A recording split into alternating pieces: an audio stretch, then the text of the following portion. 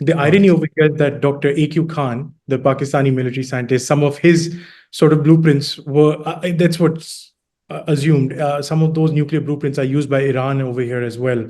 So it's a that's nice, true. nice deadly Yeah. game that's going on over here. It also does it. Is this a clear sort of example of sort of growing American retrenchment from the area and every region over here in the Gulf sort of looking out for its own?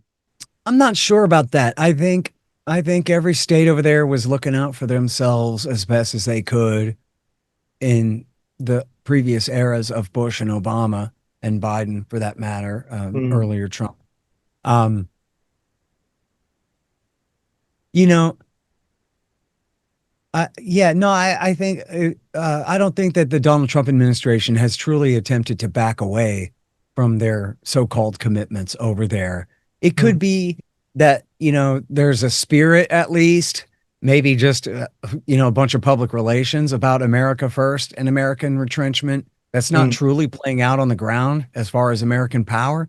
But it could be that maybe states in the region are picking up on that and they get the idea that the American people want to come home and then maybe falsely assume that the American empire's days are numbered in the region. mm, Um, I think it's been the case for a very long time that America has really run out of major interests in the Middle East, as even bin Laden and I think Saddam Hussein too had said. I know bin Laden had said, like, what are we going to do with the oil? Drink it? Right? In other words, it's going to be for sale no matter who's in charge. mm, So in the battle days, it was a matter of keeping the Soviet Union out because they could dominate all those resources and deprive the West of them and all this stuff. But we don't have any, global commie hegemon that threatens us like that. So in fact, we could just completely withdraw from the Middle East and let Exxon negotiate their own deals. If they want to work with the Iraqis or the Saudis or the Iranians or whoever, fine. We should lift all sanctions, allow American corporations to do business over there, and trust that that'll be just fine. We don't need to have American political and military dominance in the region. We don't really have an excuse for it anymore. There was this great economic geographer, I think he called himself, from Princeton University, who did a study about the $10 trillion that America had spent from, I think it was 1976 through 2007 on mm, quote unquote securing Middle Eastern oil and in fact, I saw an update. Someone cited him again recently, where it was an updated study that went, into the 20 teens or something. And it was, in the 15 or $20 trillion or whatever it is we've spent over there, far more than we've ever spent on Middle Eastern oil in that same time period. right. So it's just completely crazy that we would do this.